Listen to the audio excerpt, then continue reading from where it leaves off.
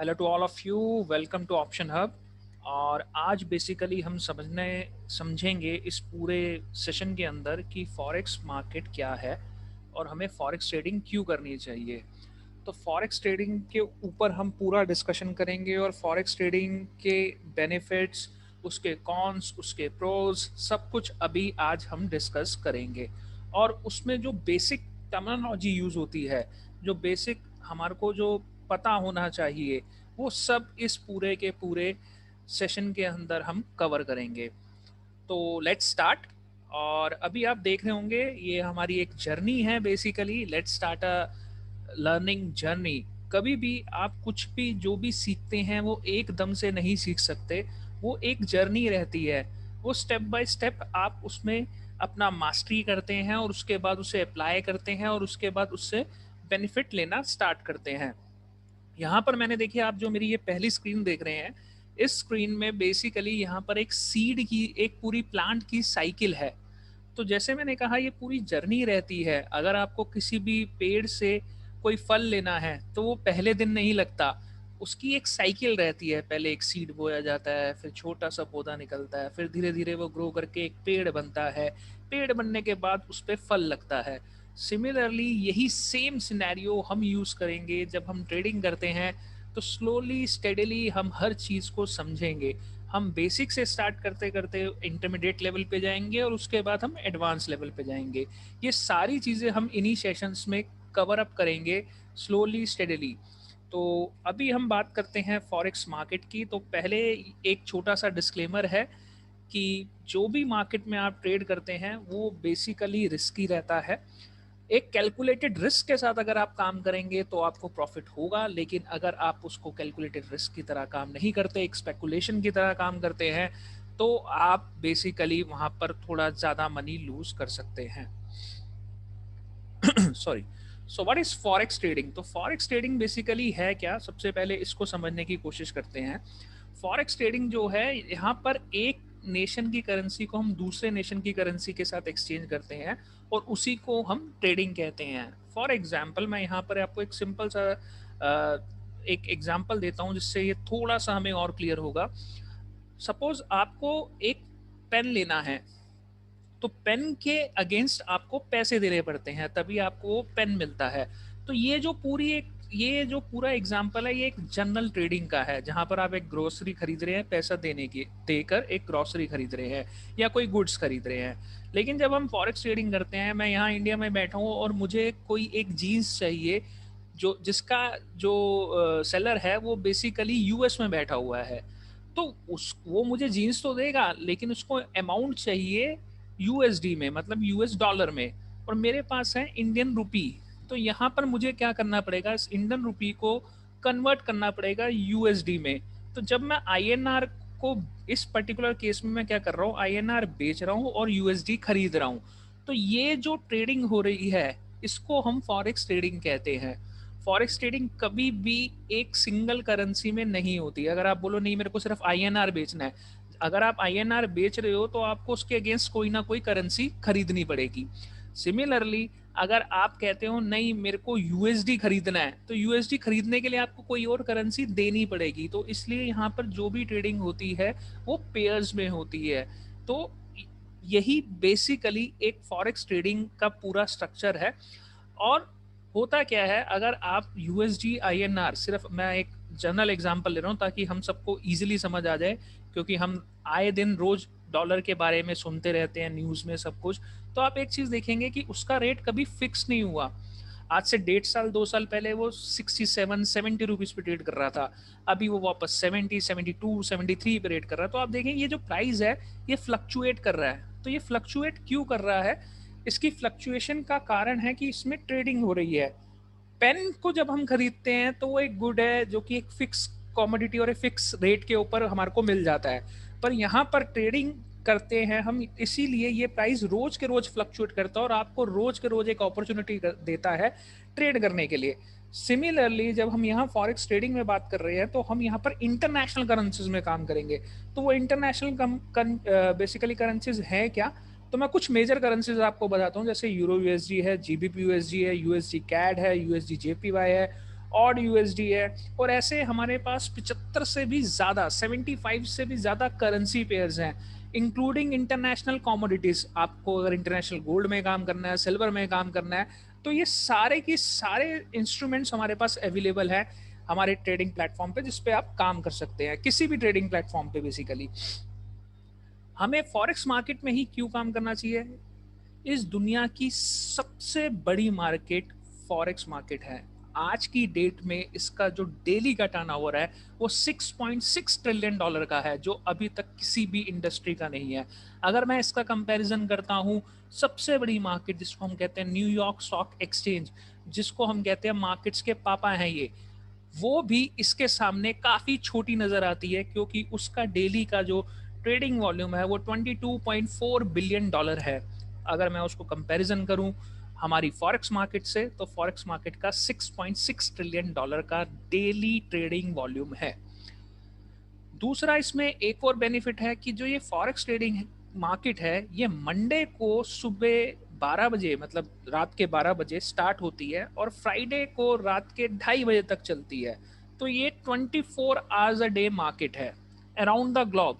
और ये around the globe, ये 24 आवर्स डे मार्केट है कैसे, इसको भी समझना बहुत ज़रूरी है। और ये इसलिए 24 आवर्स अ डे मार्केट है क्योंकि ये पूरे ग्लोब में वर्क करती है। ये स्टार्ट होती है टोक्यो से, जो कि जापान है, फॉलो करता है ऑस्ट्रेलिया, ऑस्ट्रेलिया के बाद मलेशिया, सिंगापुर, बहुत सारे जितने भी एशिया पैसिफिक के जितने भी एरियाज हैं वो सारे कवर करते हैं। उसके बाद इंडिया आता है, इंडिया के बाद ये यूके जो हमारा सेकेंड हाफ में ओपन होता है, यूके जर्मनी ओपन होता है, फ्रैंकफर्ट ओपन होता है, जो कि 12:30 बजे से 1:30 बजे, 2 बजे, 2:30 बजे तक। और एंड में यहाँ पर हमारा यूएस, जो कि big dad of all markets, वो ओपन होती है शाम को 6 से 6:30 बजे, 7:30 बजे। ये मैं इंडियन टाइम बता रहा हूँ आपको, 6:30, 6, 7, 7:30 यहाँ पर ये ओपन होते हैं, और ये रात को जाके 2:30 बजे बंद होते हैं।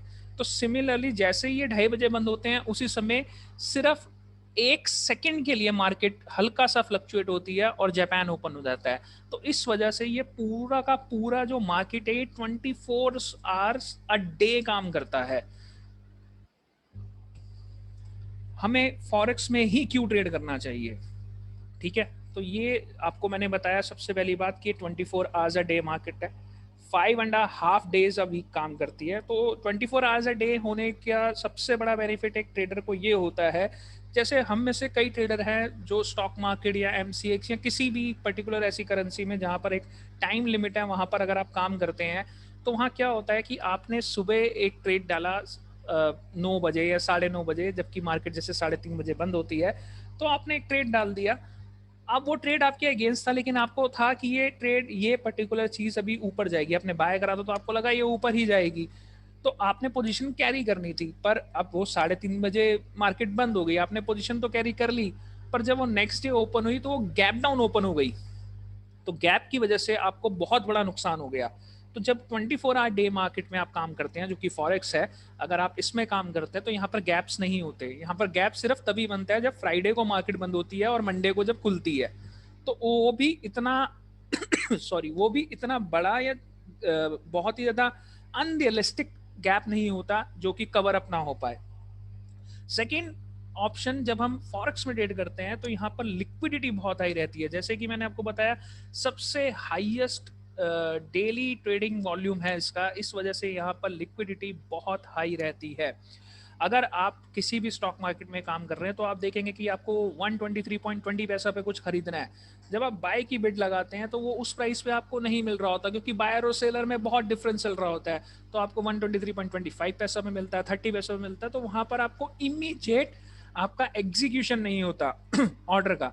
पर फॉरेक्स मार्केट में जो प्राइस आपके सामने आ रहा है, उसी प्राइस पे आपका वो ट्रेड एग्जीक्यूट होगा, क्योंकि यहाँ पर लिक्विडिटी बहुत ज़्यादा हाई है। अगर आप काम करते हैं किसी भी स्टॉक मार्केट में या एमसीएक्स मार्केट में, तो वहां पर जो लिवरेज है, लिवरेज बोले तो एक्सपोजर है, वो एक्सपोजर अगर आपको, आप इंडियन मार्केट में या किसी भी जगह पे काम करते हैं, तो वो 1:10 या 1:20 का आपको लिवरेज मिलता है। वहीं पर अगर आप यहाँ पर बात करते हैं, तो आपको यहाँ पर जो लिवरेज मिल रहा है, जो कि मिनिमम लिवरेज मैं बता रहा हूँ, वो 1:100 का मिलता है। इसका मतलब क्या है कि आप 1 रुपया इन्वेस्ट करने के बाद 100 रुपये तक का माल ले सकते हैं। वहीं पर अगर आप स्टॉक मार्केट में बात करते हैं तो 1 रुपए का माल जमा कराने पे आप 10 रुपए तक का ट्रेड कर सकते हैं, क्योंकि वहां पर आपको जो लिवरेज मिलती है, जो एक्सपोजर मिलता है, वो 1:10 का मिलता है। तो इसलिए आपको सबसे बेस्ट चीज़ यहाँ मिलती है कि यहाँ पर आपको लिक्विडिटी 1:100 की मिलती है। उसके बाद एक बेनिफिट और मिलता है जब आप फॉरेक्स मार्केट में काम करते हैं कि यहाँ पर आपको कमीशन नहीं देनी पड़ती। जब भी आप ट्रेड करते हैं तो आपको यहाँ पर कोई कमीशन नहीं देनी, यहाँ पर कोई भी ब्रोकर आपसे कमीशन या ब्रोकरेज चार्ज नहीं करता। जैसे अगर आप स्टॉक मार्केट में काम करते हैं तो हर ब्रोकर का एक ब्रोकरेज है, कोई आपसे 20 रुपए पर ऑर्डर चार्ज कर रहा है, कोई आपको 0.1% ऑन द करोड़ चार्ज कर रहा है, कोई 1% चार्ज कर रहा है। तो ये सारी चीज़ें यहाँ से हट जाती है जब आप फॉरेक्स मार्केट में काम करते हैं। इसमें बेसिकली फॉरेक्स मार्केट में आप दोनों वे से मार्केट में पैसा कमा सकते हैं। अगर करेंसी पेयर बढ़ रहा है तो आप बाय करके पैसा बना सकते हैं, अगर करेंसी पेयर गिर रहा है तो आप सेल करके पैसा बना सकते हैं। दोनों तरह से आप पैसा बना सकते हैं। उसके बाद यहाँ पर जो सबसे बड़ा बेनिफिट मिलता है, जो कि आपको किसी भी मार्केट में, अगर आप स्टॉक मार्केट में काम कर रहे हैं, आप MCX में कहीं भी काम कर रहे हैं, तो वहाँ पर आपको कोई डेमो अकाउंट्स नहीं मिलते। वहाँ पर आपको कोई एक ऐसा प्लेटफॉर्म नहीं मिलता जहाँ पर आप समझ पाएँ कि एक्चुअली हो क्या रहा है, इसके बैकग्राउंड में चल क्या रहा है। फॉरेक्स के अंदर बेनिफिट ये है कि आपको demo accounts free of cost मिलते हैं, जहाँ पर आप अकाउंट का पूरा फील ले सकते हैं, पूरा समझ सकते हैं बाजार को, और समझने के बाद आप प्रॉपरली इन्वेस्टमेंट कर सकते हैं। उसके बाद यहाँ मार्केट में मैनिपुलेशन बहुत ही लिमिटेड है। लिमिटेड क्या, ना के बराबर है, क्योंकि $6.6 ट्रिलियन की ये इंडस्ट्री है। अगर कोई बैंक भी चाहे तो भी वो इसको मैनिपुलेट नहीं कर सकता। अगर किसी एक करेंसी पेयर को मैनिपुलेट करना है तो एक बैंक के बस की बात नहीं है, क्योंकि अमाउंट बहुत ह्यूज है। वहीं अगर ये मैनिपुलेशन में बात करूँ इंडियन मार्केट में या किसी भी स्टॉक मार्केट में, फॉर एग्जांपल मैं एप्पल के स्टॉक की बात करता हूँ। एप्पल के स्टॉक का कोई एक सीईओ है, वो सीईओ चाहता है कि आज मैं एप्पल के स्टॉक को $10 ऊपर रखना चाहता हूँ। तो अगर वो एप्पल के स्टॉक को $10 ऊपर रखना चाहता है तो वो हर लोअर प्राइस पे उसको बाय कर करके $10 ऊपर ले जाएगा। जबकि आपको बाजार में जो दिख रहा है, आपकी जो एनालिसिस बता रही है या आपकी जो गट फील बोल रही है, वो दिखा रहा होगा कि बाजार एप्पल को एक्चुअली गिरना चाहिए, लेकिन वो गिर नहीं रहा, बिकॉज यहाँ पर उसके सीईओ या उसके ऑनर या किसी इंटरनल बंदे ने बोल दिया कि नहीं, मुझे आज ये स्टॉक $10 ऊपर चाहिए। तो वो बाइंग करते करते उसको $10 ऊपर ले जाएगा, which is highly manipulated thing. But वहीं अगर मैं फॉरेक्स में बात करता हूँ तो ये चीज़ करना बहुत मुश्किल है। मैंने जैसे कि बताया, बहुत बड़ी अमाउंट इसमें इन्वॉल्व होती है, तो ये बहुत मुश्किल है। आप इस मार्केट के अंदर एक स्मॉल अमाउंट $200, $500, $100 से भी अपना अकाउंट स्टार्ट कर सकते हैं। रीजन बिहाइंड दैट, यहाँ पर आपको जो लिवरेज मिल रही है वो बहुत हाई मिल रही है। 1:100, 1:200, 1:500 तक आपके पास लिवरेज अवेलेबल है। अब ये छोटा सा एक कंपैरिजन मैं आपको दिखा रहा हूँ जो कि फॉरेक्स मार्केट और स्टॉक मार्केट में होता है। Forex market 24 hours a day है, और वहीं पर अगर मैं स्टॉक मार्केट बात करूं तो 6.5 घंटे की मार्केट रहती है। वहीं अगर मैं वॉल्यूम की बात करूं तो 6.6 ट्रिलियन ट्रेडेड डेली है। जो एवरेज वॉल्यूम है डेली की, वो 6.6 ट्रिलियन है फॉरेक्स में, और स्टॉक्स में $50 बिलियन है। ओके, जब हम फॉरेक्स में ट्रेड करते हैं तो हम किसी कंपनी की बात नहीं कर रहे। एक कंपनी का एक ऑनर होता है, उसके पीछे हम उसके फंडामेंटल चेक करते हैं, कंपनी क्या है, कंपनी के पास फर्दर प्रोजेक्ट्स क्या है, कंपनी के एसेट्स क्या है, कंपनी के लाइबिलिटी क्या है, ये सारी चीज़ें हम चेक करते हैं। वहीं अगर जब हम फॉरेक्स पे बात करते हैं, क्योंकि कंपनी के पेपर्स को बदलने में ज़्यादा टाइम नहीं लगता है, उसमें बहुत, उसको चेंज होने में कुछ सेकंड्स में वो चीज़ चेंज हो जाती है। और वहीं पर अगर मैं फॉरेक्स में काम करता हूँ तो फॉरेक्स एक्चुअली एक नेशन को रिप्रेजेंट करता है, क्योंकि जब आप फॉरेक्स पे बात कर रहे हो तो आप करेंसी की बात कर रहे हो, और करेंसी बेसिकली क्या है। अगर मैं यूएसडी में काम कर रहा हूँ तो यूएसडी तो पूरे यूएस को रिप्रेजेंट कर रही है, तो उसमें मैनिपुलेशन और उसमें चेंजेस के आने में बहुत टाइम लग जाता है। तो बेटर है कि आप एक नेशन की करेंसी में काम करिए इंस्टेड ऑफ एक स्टॉक के ऊपर, किसी एक पर्सनलाइज पर्सन की कंपनी में। फॉरेक्स मार्केट एक डिसेंट्रलाइज मार्केट है, इसका कोई सेंटर नहीं है, इसी की वजह से 24 आवर्स चलती है। जैसे मैंने आपको बताया कि ऑस्ट्रेलिया से स्टार्ट होके यूएस पे खत्म होती है और इसके मिड में बहुत सारी, मतलब ओवरऑल ग्लोब वर्ल्ड इसमें ट्रेड कर रहा होता है। स्टॉक्स के ऊपर बात करें तो हर जगह एक सेंट्रलाइज पॉइंट होता है, जैसे इंडिया में मुंबई है, और अगर आप और कहीं देखेंगे जैसे न्यूयॉर्क में वॉशिंगटन है, यूएस में सॉरी वॉशिंगटन है, तो ऐसे आपको छोटे छोटे इनके एक सेंट्रलाइज एरिया मिल जाएगा जहां पर वो ट्रेड होता है और एक पर्टिकुलर टाइम के लिए होता है, इसी वजह से टाइम लिमिट के साथ होता है। ये डिसेंट्रलाइज है, ओवरऑल हर जगह काम करता है। स्टॉक मार्केट में जब हम काम करते हैं तो हम कंफ्यूज रहते हैं कि हमें किस स्टॉक में काम करना है, क्योंकि यहाँ पर 10,000 स्टॉक्स अवेलेबल है, 10,000 से भी ऊपर स्टॉक है, तो हमें समझ नहीं आता हमें किस में काम करना है और किस में नहीं करना।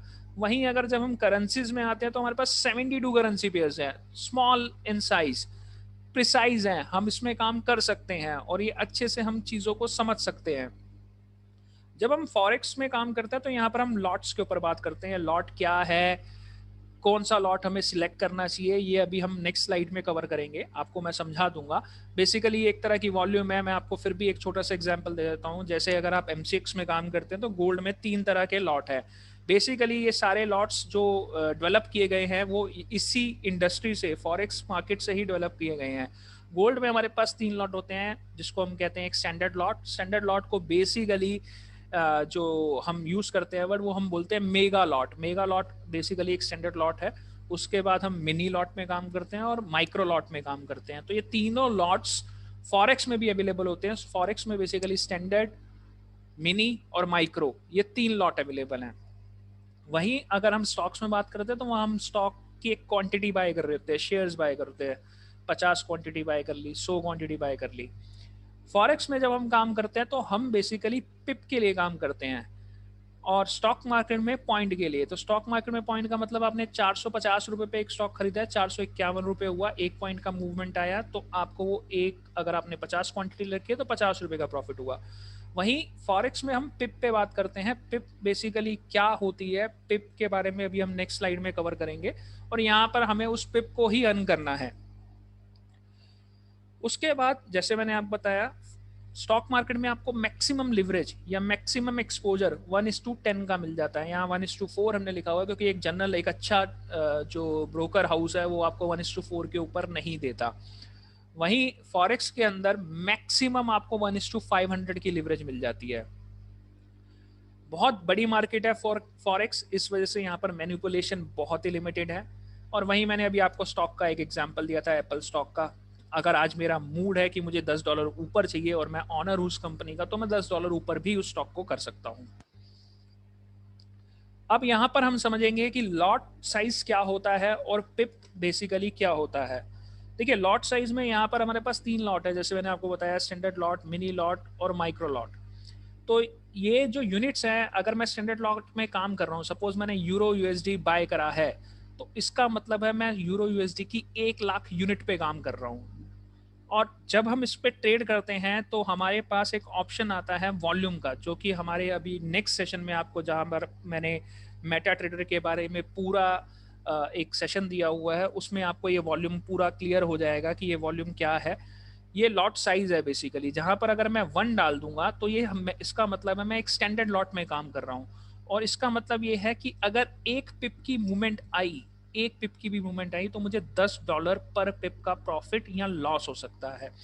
वहीं अगर मैं बात करूं मिनी लॉट की, मिनी लॉट का मतलब अगर मैंने यूरो यूएसडी का एक मिनी लॉट बाय करा तो इसका मतलब मैंने 10,000 यूनिट बाय करे हैं यूरो यूएसडी के। इसमें वॉल्यूम हम डालते हैं 0.10 की। और इसमें क्या होता है कि एक पिप की मूवमेंट में अप और डाउन मुझे $1 का प्रॉफिट या लॉस हो सकता है। और तीसरा जो हमारा इसमें लॉट साइज है वो है माइक्रो लॉट। इसका मतलब क्या है, इसका यूनिट का मतलब क्या है कि अगर मैं यूरो यूएसडी का एक माइक्रो लॉट बाय कर रहा हूँ तो मैं 1000 यूनिट बाय कर रहा हूँ, जिसमें वॉल्यूम हो जाएगा 0.01। और इसका मतलब यह है कि अगर एक पिप अप या डाउन होती है तो मुझे 10 सेंट का प्रॉफिट या लॉस होगा। अब ये पिप है क्या, बेसिकली अगर आप ये देखें यहाँ पर फॉरेक्स पिप का आपको मैंने एक एग्जांपल दे रखा है। या मैं आपके लिए एक काम करता हूँ, मैं टर्मिनल पे ही आपको दिखाता हूँ पिप होती क्या है।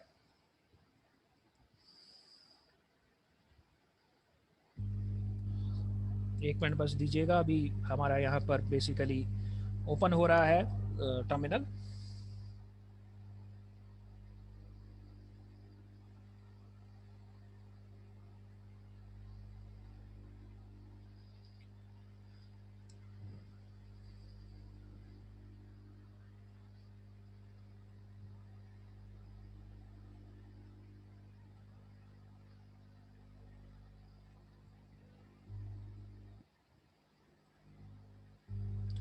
देखिए ये अभी हमारा टर्मिनल है और इस पे हम समझने की कोशिश करेंगे कि पिप होती क्या है।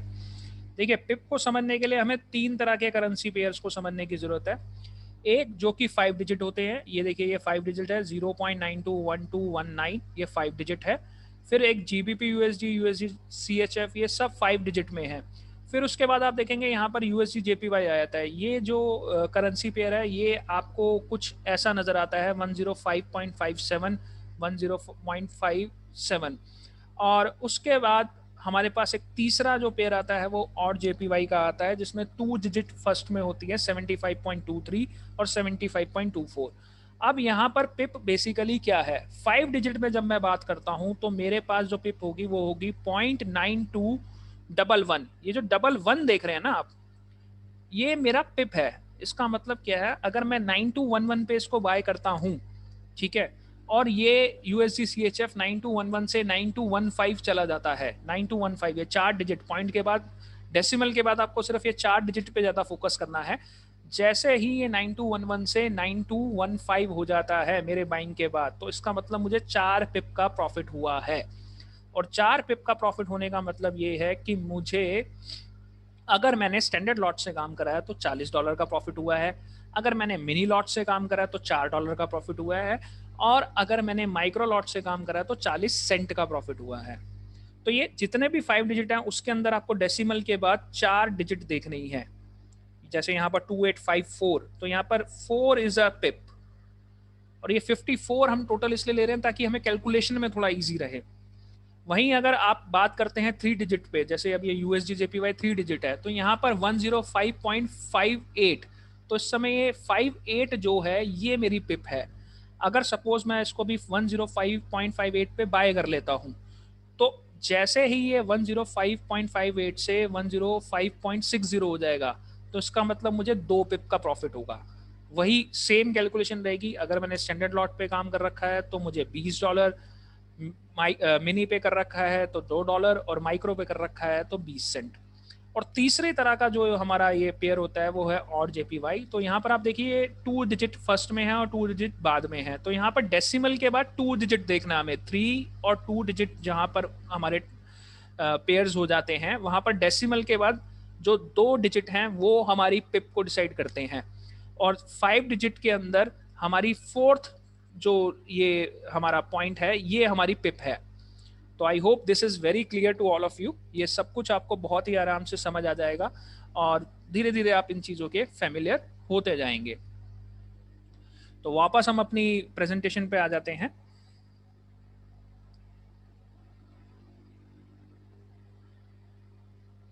तो ये हमारी प्रेजेंटेशन पे हम आ गए हैं अभी, एक मिनट दीजिएगा।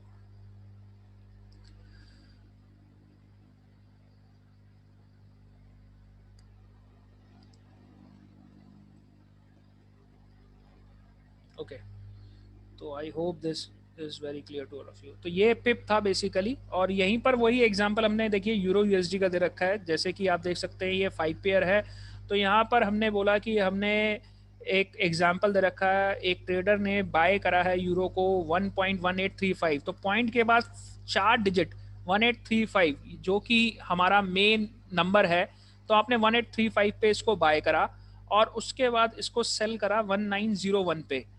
तो यहाँ पर आपको कितना पिप का अर्निंग हुआ और कितना प्रॉफिट हुआ वो आपको यहाँ पर हम सिंपल कैलकुलेशन से दिखा रहे हैं। देखिए क्योंकि आपने 1835 पे बाय करा था और 1901 पे सेल करा था, तो ये 1901 माइनस 1835 जब आप ये करेंगे तो आपको 66 पिप का प्रॉफिट हुआ है इस ट्रेड के अंदर।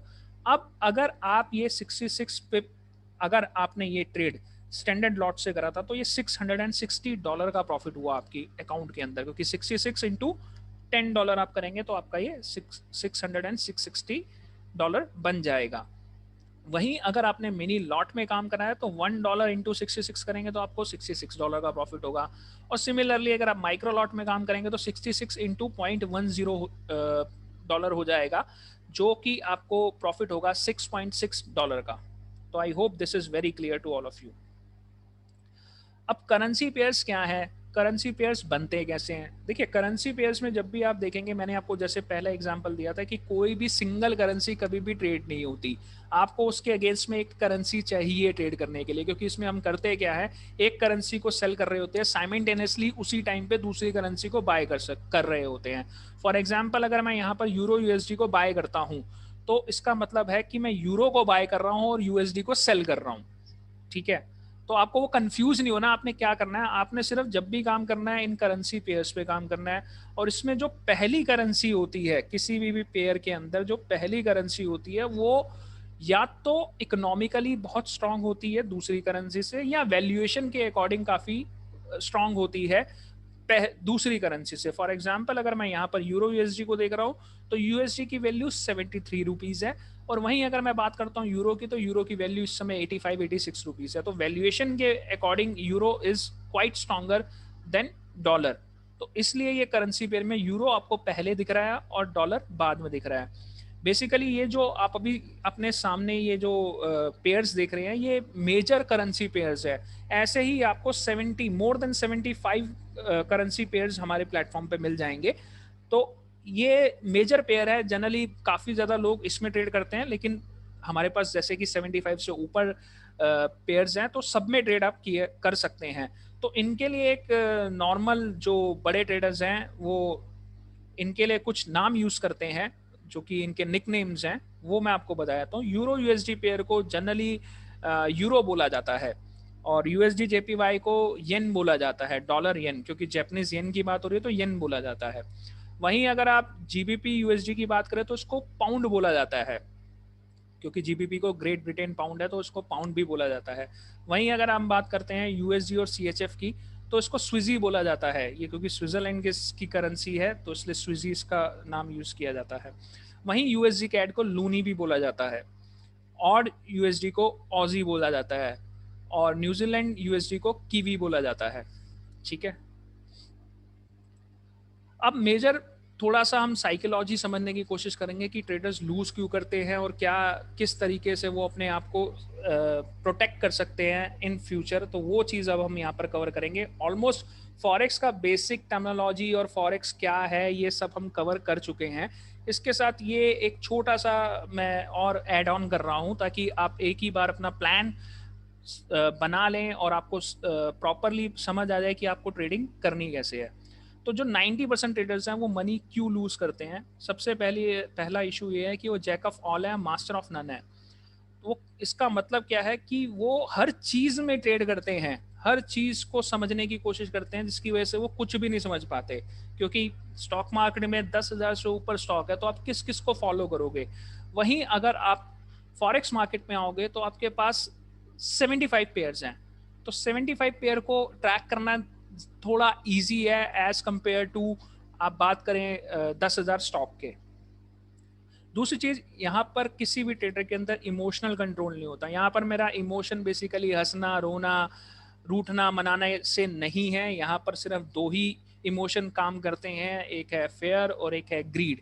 इन दोनों को मैं आपको कवर अप करूंगा अपनी नेक्स्ट स्लाइड के अंदर और इनको समझाऊंगा आपको कि इनको कंट्रोल कैसे करना है।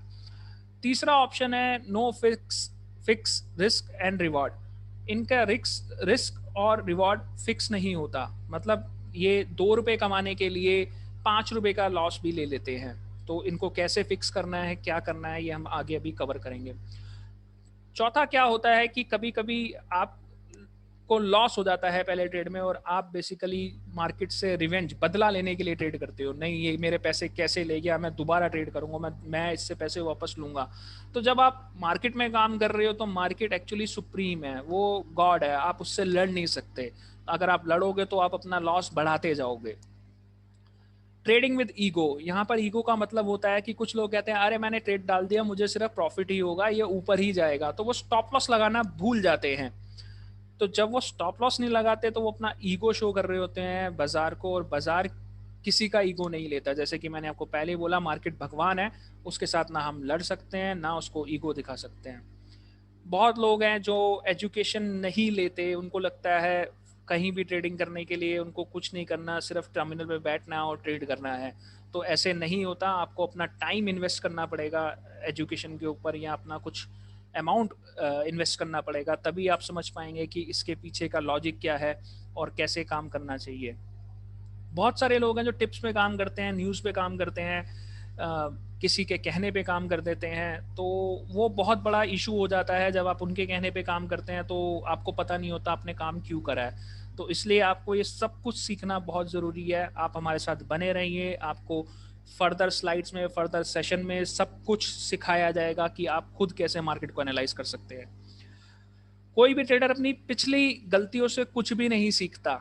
अगर आपने कोई एक ट्रेड करा और आपको लॉस हो गया, तो आपको उसका एक पूरा का पूरा एक सिनेरियो अपने पास लिख के रखना चाहिए, ताकि आपको समझ आए कि अगली बार अगर ये सेम सिनेरियो मेरे सामने आता है तो मुझे क्या करना है। तो ये सारी चीज़ें आपको पता होनी चाहिए।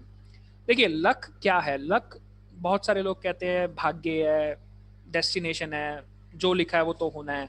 इट्स नॉट लाइक दैट, वो ऐसा नहीं है। लक, लक का मतलब है लेबर अंडर करेक्ट नॉलेज।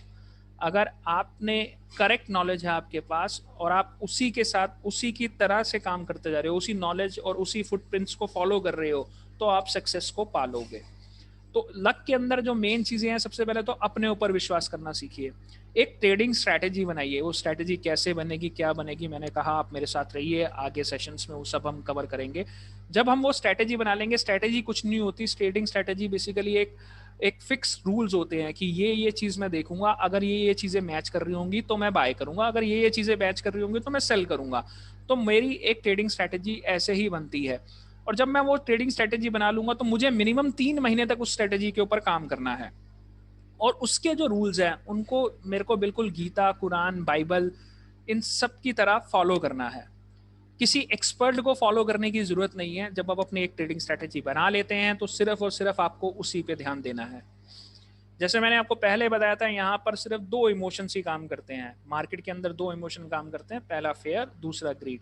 तो फेयर के 2 मतलब होते हैं। एक होता है फॉरगेट एवरीथिंग एंड रन, सब कुछ भूल जाओ और भागो भैया। ठीक है, वो जब आपको कुछ समझ नहीं आता तो आप अपना ये पहला ऑप्शन लेके निकल जाते हो बाजार से। और दूसरा होता है कि यार जो भी हो गया मैं इसको देखूं तो सही, ये हुआ क्यों है। उसको बोलते हैं फेस एवरीथिंग एंड राइज। उसको देखो, समझो और उसके साथ जूझना सीखो, उसे टैकल करना सीखो, और उसके बाद आप देखोगे कि आपकी पोजीशन ऑटोमेटिकली पॉजिटिव होनी स्टार्ट हो जाएगी। तो यहाँ पर बेसिकली जो छोटे छोटे मैं तरीके बता रहा हूँ जिससे आप अपना फेयर को कंट्रोल कर सकते हैं। पहला, हमेशा स्मॉल क्वांटिटी से काम करो, बड़ी क्वांटिटी में मत जाओ। और अपना कोई भी ट्रेड करो उस पर एक स्टॉप लॉस लगाओ और उसको बार बार बदलो मत। एक बार जो स्टॉप लॉस लग गया वो लग गया। आप हमेशा मार्केट की किसी भी कंडीशन के लिए रेडी रहा करो, क्योंकि हमें नहीं पता मार्केट एकदम से कब 100 पिप ऊपर चला जाएगा, कब 200 पिप नीचे आ जाएगा। वो अगर मार्केट अपनी कंडीशन बदल रही है तो उसके साथ हमें अपनी पोजीशन को चेंज करना है। अगर मैं बायर हूं तो मुझे सेलर भी बनना है। जब भी आप ट्रेड डालते हो तो उसके बाद आपको ट्रेडिंग स्क्रीन नहीं देखनी। क्यों? क्योंकि जब भी हम ट्रेड कर डाल देते हैं उसके बाद अगर हम ट्रेडिंग स्क्रीन देख रहे होते हैं तो हमारी माइंड की साइकोलॉजी उस समय कुछ ना कुछ एनालाइज कर रही होती है। उस चार्ट को हम री एनालाइज करते हैं, ओवर एनालाइज करते हैं, जिसकी वजह से हम अपने ही डिसीजन को बदल देते हैं। हम बेसिकली अगर हमने स्टॉप लॉस लगा रखा है तो या तो हम हटा देंगे या उसको ऊपर कर देंगे या नीचे कर देंगे, जिसकी वजह से हमें लॉस वापस लेना पड़ता है। तो जब भी आप ट्रेड करो सिर्फ और सिर्फ ट्रेड डालने के बाद उसको छोड़ दो। देखिए, ग्रीड एक ह्यूमन नेचर है, सब ग्रीडी है, मैं भी ग्रीडी हूँ, आप भी ग्रीडी हैं, सब ग्रीडी हैं। और ये एक एग्जाम्पल है, ये बहुत ज़्यादा कॉर्पोरेट वर्ल्ड में दिया जाता है। इवन मैं एक बहुत अच्छे फाइनेंशियल एडवाइज़र को सुन रहा था जिनका नाम है रॉबर्ट कियोसाकी। तो उन्होंने एक अपना एग्जाम्पल दे रखा था कि अगर किसी एम्प्लॉय से काम करना है तो उसको एक इंसेंटिव की गाजर दे दो। What that mean is basically कि ये एक गधे के ऊपर बेस्ड स्टोरी है जिसमें गधे के आगे एक गाजर टांग दी जाती है और उसको उसको ऐसा दिखाया जाता है, एक फंदा सा बना दिया जाता है कि वो उस गाजर को खा सकता है, जिसकी वजह से जो गधा है वो बहुत तेज भागता है उस गाजर को खाने के लिए, और जो सफर वो बेसिकली 1 घंटे में कवर करता था, इस गाजर को खाने की वजह से वो आधे घंटे में कवर कर देता है। तो सेम चीज बेसिकली ये जो ग्रीड है ये हमारे ऊपर डाली जाती है कि जैसे ही हम प्रॉफिट में आ जाते हैं तो हम ग्रीडी होना स्टार्ट कर देते हैं। हम अपना टारगेट फिक्स नहीं करते, हमारा डेली टारगेट फिक्स नहीं है, तो हमें अपना यहाँ पर डेली टारगेट फिक्स करना पड़ेगा। इंट्राडे में अगर सपोज आपने 20 पिप का स्टॉप लॉस ले रखा है, तो आप अपना माइंड को सेट कर लीजिए जैसे ही 20 पिप मेरे को मिल जाएंगे प्रॉफिट में तो मैं अपना ट्रेड बुक कर लूंगा, जिसको हम कहते हैं इंट्राडे में। हमारा जो इंट्राडे का मतलब होता है सेम डे ट्रेड करना, कि आज सुबह ही ट्रेड खोला और आज के दिन ही उसे बंद कर दिया। अगर उसमें मुझे 1:1 मिल रहा है, 1:1 का मतलब है मैंने स्टॉप लॉस 20 पॉइंट का लगा रखा है, तो मैं टारगेट भी 20 पॉइंट का लगा रहा हूँ, तो मुझे अगर 20 पिप दोनों जगह मिल जाते हैं तो मैं अपना ट्रेड बंद कर दूंगा। सॉरी। और अगर मुझे लग रहा है नहीं अभी भी बाजार में और तेजी है, मैंने यूरो यूएसडी बाय करा, मुझे 20 पिप मिल गया, मुझे अभी भी लग रहा है और तेजी है, मैं ग्रीडी हो गया, तो उस समय कंट्रोल करने के लिए मैं क्या करूंगा, अपना stop loss cost to cost कर दूंगा। जिस भाव पे मैंने उसको खरीदा है मैं वहीं पर अपना स्टॉप लॉस लगा दूंगा, और अब मैं देखूंगा कि बाजार अगर ऊपर जा रहा है तो मेरे लिए तो अच्छा है, क्योंकि अब मेरे को लॉस होने के चांसेस नहीं है, मेरे ग्रीड भी कवर हो गया, मेरा सब कुछ कवर हो गया। तो यही एक तरीका है कि अगर आप अपना स्टॉप लॉस को ट्रेल कर दोगे अपने भाव के ऊपर जहां आपने बाइंग कर रखी है, तो आपका ग्रीड कंट्रोल में आ जाएगा। तीसरी चीज, अगर आपको एक दिन में 3 से 5% मिल जाता है कैपिटल का, सपोज अगर आपने $1000 लगा रखा है और आप $50 से $100 बना रहे हो, उस दिन आपने बना लिए हैं, इमीडिएट अपनी सारी पोजीशन क्लोज कर दो और ट्रेडिंग अपने लैपटॉप को बंद करो और बाहर घूमने निकल जाओ, क्योंकि 5% एक दिन में बहुत अच्छा अमाउंट है। इसका मतलब है आप एक महीने में अपना अकाउंट डबल कर सकते हो। ट्रेडिंग बिजनेस और फाइनेंशियल मार्केट्स में बहुत बड़ा डिफरेंस है। अगर आप एक दुकान खोलते हो तो वहां पर आप कहते हो कि कस्टमर बस आता रहे आता रहे आता रहे आता रहे, पर यहाँ पर फाइनेंशियल मार्केट में एक बार अगर आपका डेली टारगेट आ गया, आपको उसके बाद बैठने की जरूरत नहीं है, आप इसे बंद करिए और चले जाइए। क्योंकि अगर आप उसको ट्रेडिशनल बिजनेस की तरह करेंगे तो एंड ऑफ द डे आप वापस नेगेटिव ही उठेंगे। Failure is the first step for success. जब तक आप फेल नहीं होगे आप सक्सेस नहीं पा सकते। ये हर एक ट्रेडर के साथ, मतलब हर एक प्रोफेशनल के साथ होता है, उसकी लाइफ में फेलियर स्टेज आता है। पर प्रॉब्लम क्या होता है कि वो अपने फेलियर स्टेज से कुछ सीखता नहीं है, वो अपनी मिस्टेक्स नहीं लिखता। जैसे मैंने आपको लास्ट टाइम बताया था, जैसे अगर आपको किसी भी ट्रेड में लॉस हो रहा है तो उसका पूरा जर्नल आपके पास होना चाहिए, आपके पास वो लिखा होना चाहिए कि आपने क्या देख के ट्रेड डाला, आपका स्टॉप लॉस क्यों लगा, और उस केस में आपने क्या करना था और क्या नहीं करना था, मार्केट कितना नीचे चला गया था, कितना ऊपर चला गया था, ये सारी चीजें आपके पास होनी चाहिए। जब आप ये ऐसे धीरे धीरे अपना एक डायरी क्रिएट कर लेंगे तो आपको समझ आने लग जाएगा कि एक्चुअली वो पेयर कर क्या रहा है, उस करेंसी पेयर में कब मूवमेंट आता है कब नहीं आता। ट्राई करिए रोज के 10 से 15 चार्ट देखिए हर करेंसी पेयर के, उससे आपको और चीजें देखने को मिलेगी और उसमें मिस्टेक्स को फाइंड करने की कोशिश करिए। जब आप ये चीजें करना स्टार्ट कर देंगे तो आप धीरे धीरे अपनी एक सक्सेस स्टोरी लिख रहे हैं और धीरे धीरे आप एक सक्सेसफुल ट्रेडर बन जाएंगे।